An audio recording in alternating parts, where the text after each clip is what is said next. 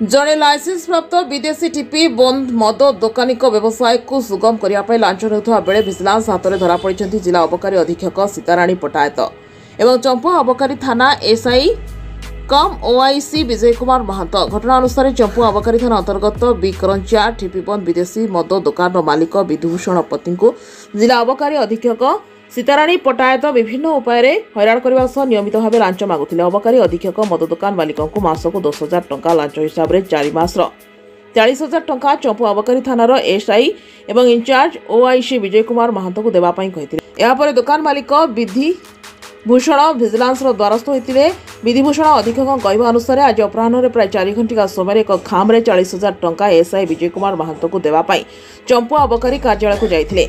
हेलार अधीक्षक सीताराणी एसआई विजय को टंका देवाई फोन निर्देश देवा योजना मुताबक यह समय भिजिलांस चढ़ाऊ कर एसआई विजय महंत को माड़ बसवा सहित 40,000 टंका लांच जबत करते। विभाग पक्षर एककालीन अबकारी अधीक्षक सीताराणी पटायत जड़ित 3टी स्थान और एसआई विजय महंत सहित जड़ित 2टी स्थान चढ़ाऊ होइछि। विभाग अभियुक्त द्वय श्रीमती पटायत और श्री महंत विरुद्ध में Baleshwar vigilance PS case number 17/2025 US 7 PC संशोधन एक्ट 2018 अनुसार मामला रुजु करा जायछि।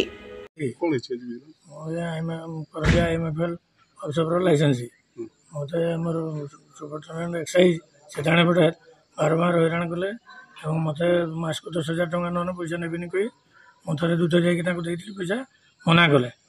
जेहेतु सी आगुरी ये चंपारे इन्स्पेक्टर भी थे कहले मत इन्स्पेक्टर बेलू 5,000 दौल मुझे कौन कनेस्टेबल मत तुम्हें ये पैसा दौच कि मुझे 10,000 टका मास को नेबी और 4 मासर पैसा 40,000 टंका चंपा एक्साइज स्टेशन ओआईसी एसआई कम ओआईसी विजय कुमार महंत को देव तेणु मुझे आज विजिलेंस द्वारस्थ होती आज आसिक विजय सर को ऑफिस देली और मैडम को सहित फोन रे स्पीकर देके कथा करदेली आम माधव को 40,000 टका दूसरी आप बुझी ने से कहले माधव साथ कथा से माधव साथ कथा आप रखु बोली कहले माधव रखिले।